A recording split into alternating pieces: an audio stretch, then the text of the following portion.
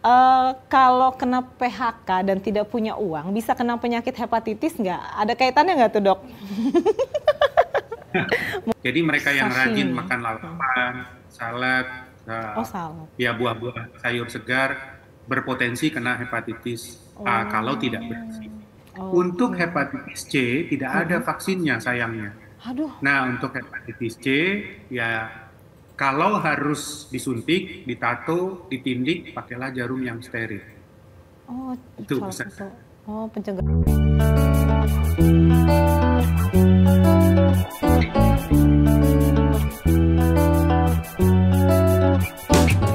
Sekarang tuh lagi, nah ini dia nih, rahasia detox yang efektif untuk tubuh yang lebih sehat dan bugar. Nah, jadi detox ini kan lagi hits banget ya sekarang karena sekarang itu memang kondisi polusi udara, pola makan, pola kehidupan itu kan lagi kurang menentu, cuaca juga lagi tidak menentu ya, oke zoners. Nah, jadi detox terbaik itu salah satunya adalah dengan banyak menjaga pola konsumsi, pola makan dan juga pola tidur, pola istirahat semua harus dijaga. Nah, buat yang vegetarian nih, jangan makan sayuran doang. Tetap tubuh kita itu butuh protein dan juga lemak. Nah, jadi proses detox yang alami itu yang terbaik itu tetap dari makanan kita, oke zoners. Jadi tetap jaga kesehatan sambil terus beraktivitas ya, oke zoners. Karena nih oke zoners, tanggal 28 Juli ini kan kita sedang memperingati Hari Hepatitis Sedunia. Nah, penyakit hepatitis ini juga berbahaya loh kayak Zaners. Mungkin masih banyak yang menganggap hepatitis itu hanya penyakit kuning, tapi ternyata hepatitis itu ada banyak jenisnya, oke Zoners. Nah, biar kita lebih tahu nih, lebih lebih banyak lagi pengetahuan kita soal penyakit hepatitis. Nah, kita bakalan ngobrol-ngobrol santai nih dengan Dr. Irsan Hasan lewat Zoom. Halo, oh ini dia sudah tersambung, aduh. Selamat pagi Dr. Irsan. Selamat pagi, Oke, Tri. gimana dokter kabarnya sehat? Pasti dong. Alhamdulillah. Alhamdulillah ya. Oke Zoners nih, ini mumpung ada dokter Irsan. Oke Zoners yang mau tanya-tanya soal hepatitis langsung aja di kolom komentar. Nanti kita langsung tanya dan langsung dijawab sama dokter Irsan. Halo dokter Irsan, langsung aja nih ya. Ini kan kita baru aja memperingati Hari Hepatitis nih.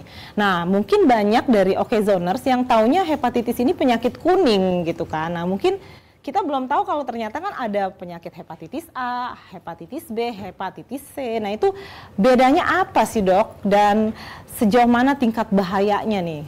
Silakan dokter. Ya, pertama bahas kuning dulu ya, karena Siap, tadi diidentifikasikan hepatitis dengan kuning. betul. Orang kena hepatitis bisa kuning, tapi orang dengan gejala kuning, mata kuning, kulit kuning belum tentu hepatitis. Banyak makan buah juga kulit bisa kuning, tapi matanya nggak kuning. Itu untuk gejala kuningnya. Kemudian untuk hepatitis sendiri, hepatitis itu juga bisa macam-macam, bukan hanya virus, tapi bisa karena obat, bisa karena alkohol, bisa karena obesitas, kita sebutnya fatty liver sekarang. Tapi pada hari hepatitis, jadi hari hepatitis ini jatuhnya tanggal 28 Juli kemarin, tapi minggu ini biasanya dianggap sebagai minggu peringatan Hari Hepatitis Sedunia. Nah, fokus sampai hari ini adalah ke virus memang. Virus itu ada A, B, C yang besarnya ya. Di Indonesia tiga-tiganya banyak. Paling banyak A, nomor 2 B, nomor 3 C. Tapi yang berbahaya untuk jangka panjang kelihatannya adalah B dan C. Di mana bedanya? Virus ini namanya memang mirip A, B, C, tetapi jalur penularannya beda, nasib pasien atau orang yang terkena juga beda. Kalau A itu sebetulnya kayak orang infeksi keracunan makanan. Kalau sakit ya 2 minggu sembuh. Tapi kalau B, C, ketularan, itu bisa berbulan-bulan, bisa bertahun-tahun, bahkan bisa seumur hidup. Nah, inilah yang dikhawatirkan karena B dan C ini bisa berlanjut menjadi sirosis, hatinya menjadi mengeras, atau bisa menjadi kanker liver. Sehingga dua virus ini memang menjadi perhatian khusus dan Mhm. selalu menjadi fokus pada peringatan Hari Hepatitis Sedunia. Jadi itu Oke. sekilas mengenai virusnya. Mhm. Itu kan tadi kata dokter ada hepatitis yang harus dijalani seumur hidup. Itu kenapa dok? Apa virusnya nggak bisa hilang-hilang atau kalau memang sudah terjangkit virusnya menetap di tubuh itu dok?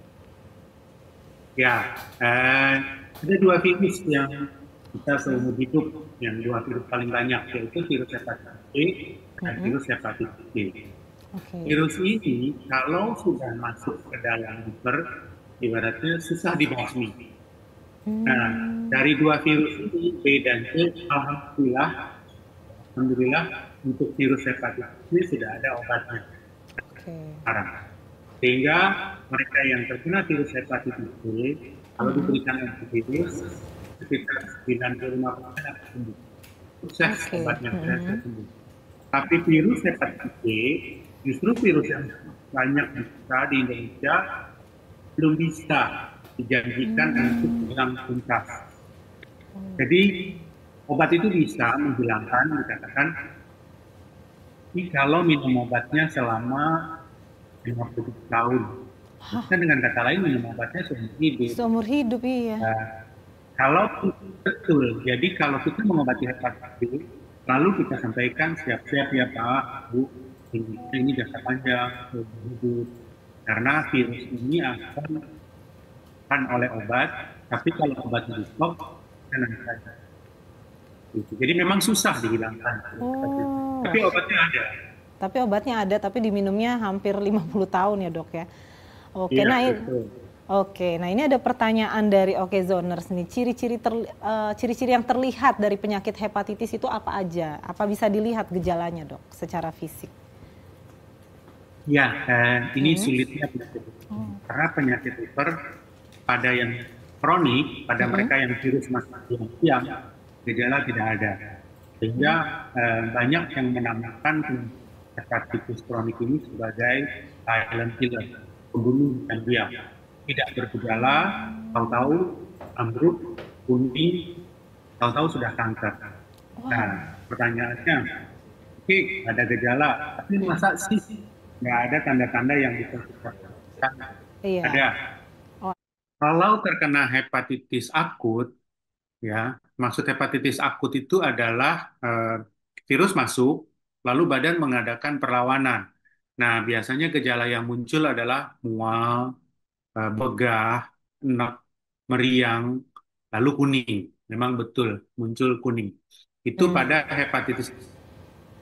Tapi sayangnya hepatitis B dan C ini seringkali tanpa gejala seperti itu.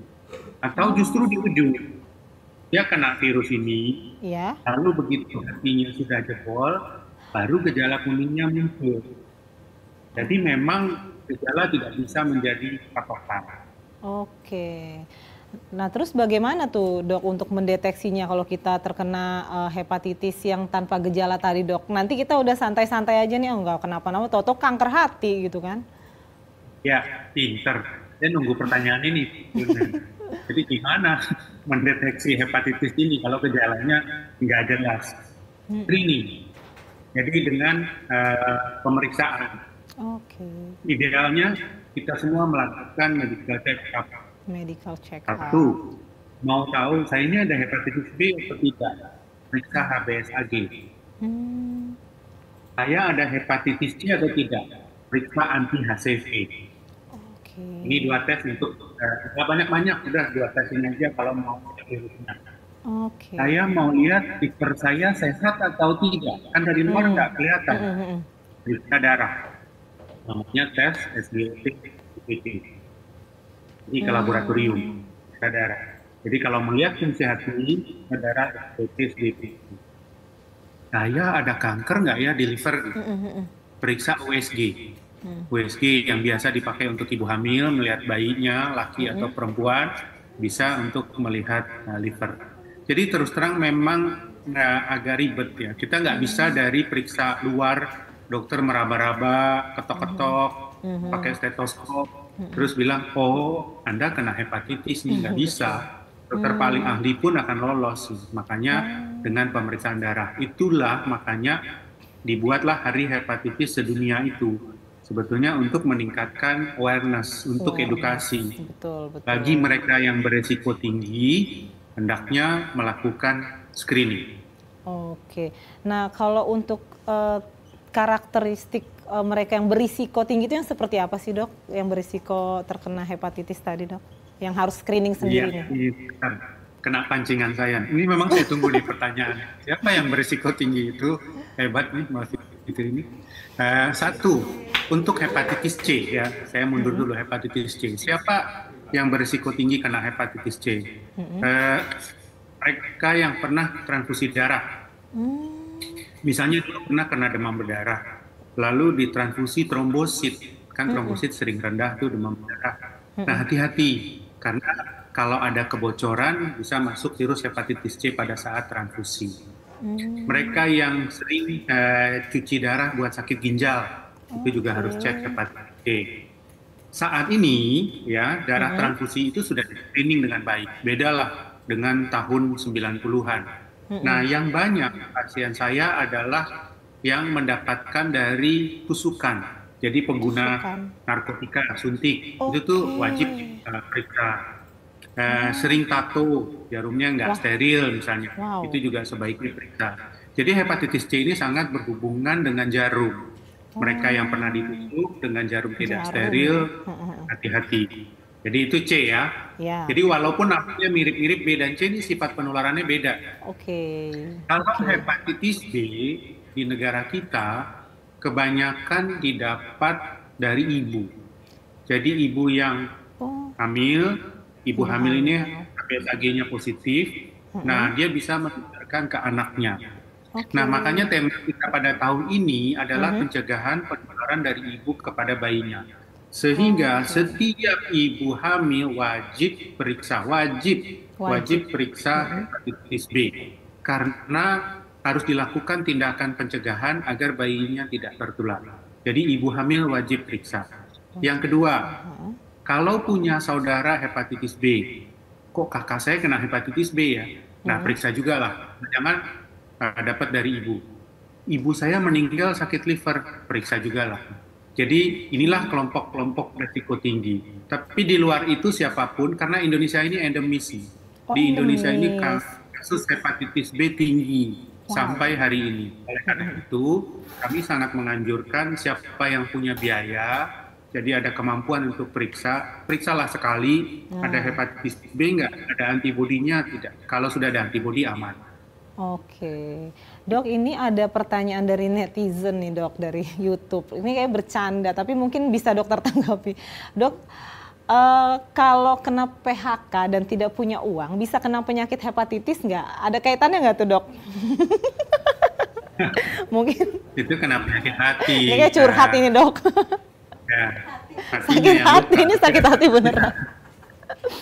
Jadi, jadi memang hati ini kata yang paling banyak digunakan ya di lagu, di film, di puisi. Gitu.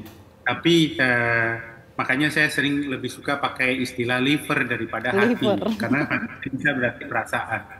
Tapi tentunya tidak bisa kena hepatitis, karena hepatitis ini harus lewat darah masuknya, bukan lewat Bukan, PHK. bukan lewat ini ya, lewat stres. Nah, Dok, Ya. kalau seseorang sudah pernah kena hepatitis B misalnya, apakah dia menjadi kebal atau dia berpotensi kena lagi, Dok? Begitupun hepatitis Baik, yang lain. ya, betul. Eh, Kalau kena hepatitis, ini banyak pertanyaan yang berkaitan dengan nama. Kalau udah pernah kena hepatitis B, apakah akan kebal?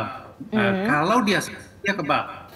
Tapi kalau dia tidak sembuh, badannya menyimpan virus terus-menerus. Pertanyaan kedua yang sering muncul, kalau kena hepatitis B bisa lanjut ke C nggak? Tidak, karena virusnya beda. Ini Oh hanya beda. masalah penamaan. Juga saya sering ditanya, kenapa saya langsung hepatitis B, Dok? Saya kan nggak pernah kena hepatitis A. Ini hanya masalah penamaan. Nama ini dibuat berdasarkan tahun penemuannya. Oh, bukan A ini urutannya. ditemukan dengan B lalu C, sehingga urutan penemuan, bukan urutan kena virus. Jadi Oke. seseorang bisa kena C langsung, bisa kena B langsung, Oh, bisa kena A tapi nggak kena B atau C. Nah, oke. kalau dia pernah kena hepatitis A, dia akan kebal seumur hidup. Oh, Dia cuma kena satu kebal. kali seumur Satu hidup. kali. Jadi Heeh. buat netizen yang pernah kena hepatitis A dan sembuh, nggak akan kena lagi Hmm. selamanya. Dia akan Mm-mm. kebal. Tapi dia masih mungkin kena hepatitis B atau C karena virusnya beda. Oh, oke oke. Nah, kalau untuk mencegah nih, Dok, mencegah hepatitis A, B, dan C ini apa yang harus dilakukan nih oleh Okezoners nih? Oke, satu untuk hepatitis A vaksinnya ada. Oh, ada Jadi ada vaksin. vaksin hepatitis A. Oke. Tapi karena hepatitis A ini nggak bikin kanker, nggak bikin pengerasan hati, memang kurang populer. Karena orang nggak terlalu khawatir dengan hepatitis A. Kalau kena Karena bisa hepatitis sembuh. A, ini iya 2 minggu, 3 minggu sembuh. Nah, kalau nggak mau vaksin untuk menjaga dari hepatitis A ini adalah dengan menjaga kebersihan makanan. Karena dia kan Oh, ditularkan oleh makanan, makanan. terutama makanan seger yang tidak dimasak. Kalau kena panas, virusnya mati.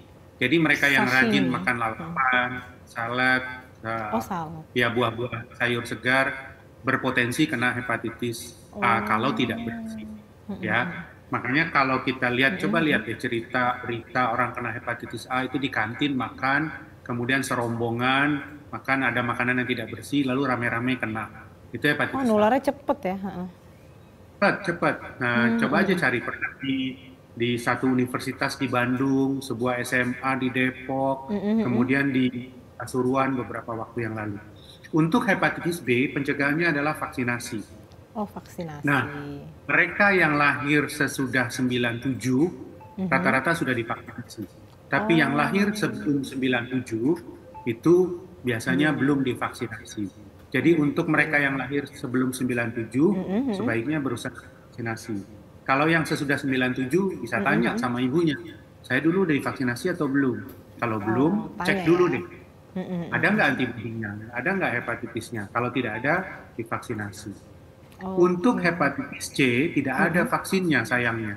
Aduh. Nah, untuk hepatitis C ya kalau harus disuntik, ditato, ditindik, pakailah jarum yang steril. Oh, Itu salah pesan. satu. Oh, pencegahannya kalau C hanya dengan memakai jarum yang steril. Kalau Betul, yang betul. penularannya melalui kontak fisik itu ada nggak, Dok? Hepatitis Ada ini? B, betul. B dan C bisa. Oke. Jadi B selain lewat darah juga bisa menular melalui cairan tubuh.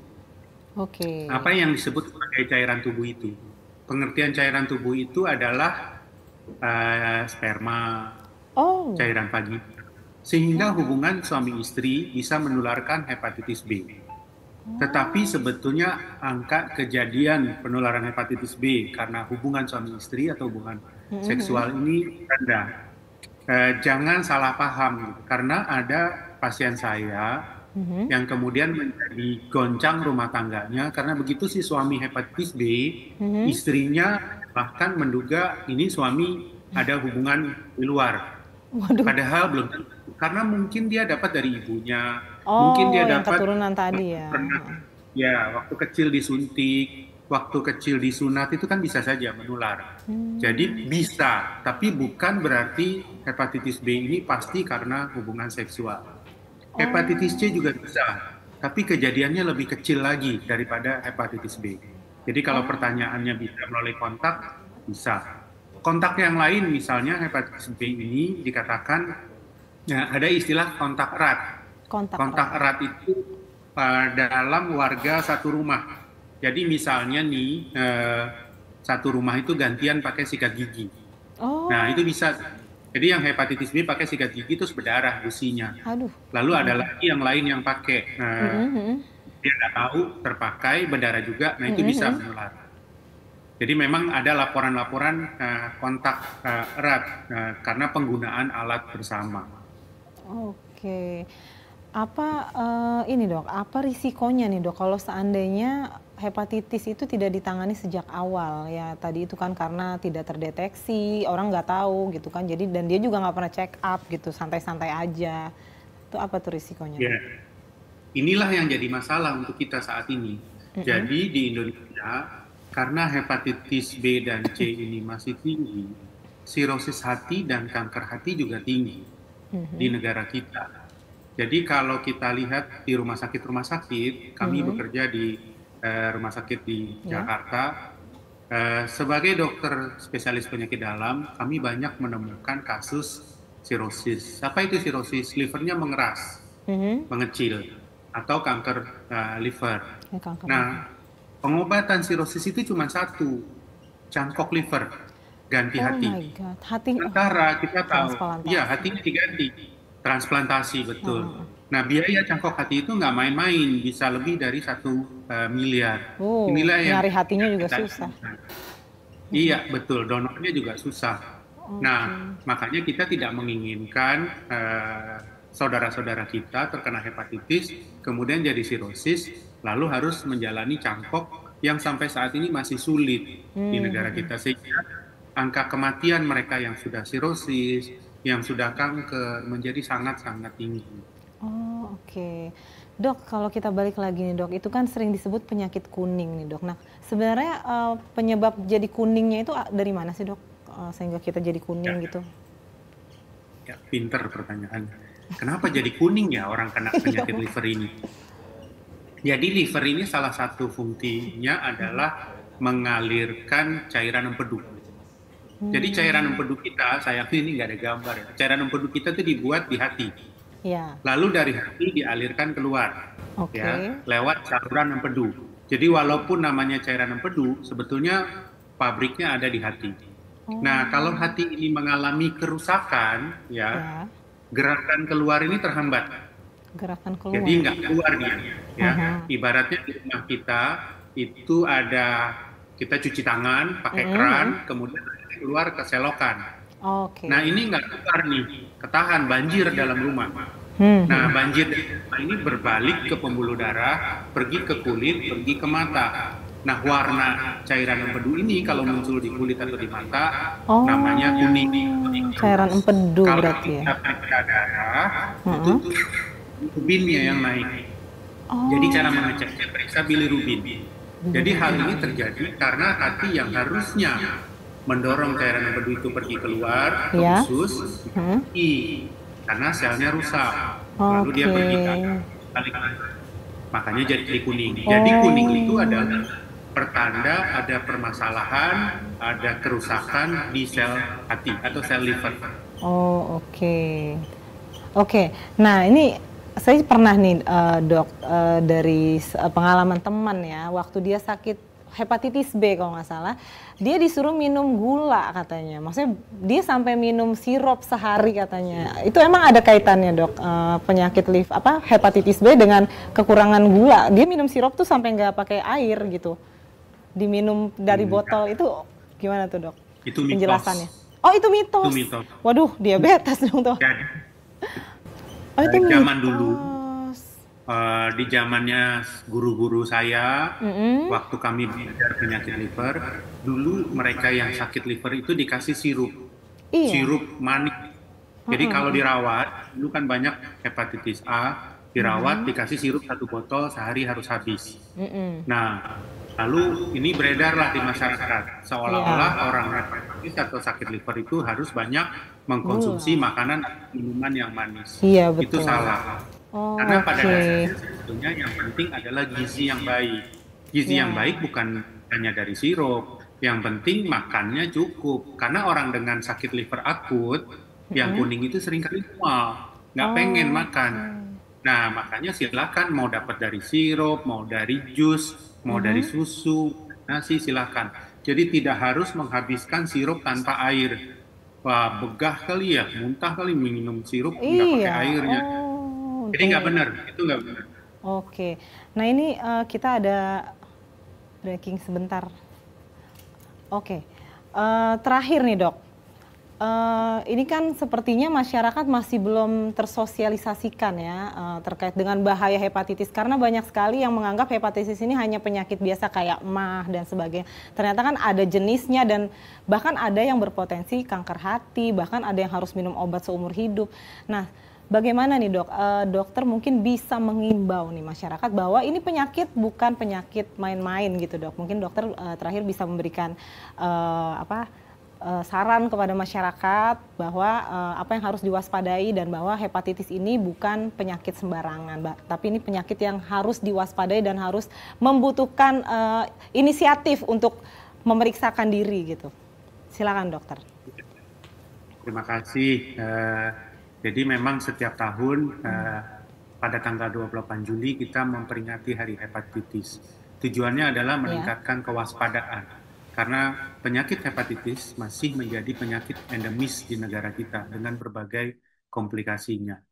Jadi pesan saya bagi siapapun yang mendengar ini, yang memahami ini, sebaiknya melakukan check up, pemeriksaan. Saya ada hepatitis atau tidak. Sederhana saja, periksa ada hepatitis B atau ada hepatitis C atau tidak. Hanya itu. Atau kalau mau pilih-pilih lagi, berisiko tinggi. Keluarga saya ada sakit liver, oke, periksa. Saya nggak ada sakit liver, ya udahlah, tunda dulu. Tapi mohon paham bahwa kita adalah negara yang tinggi kasus hepatitisnya. Terima kasih.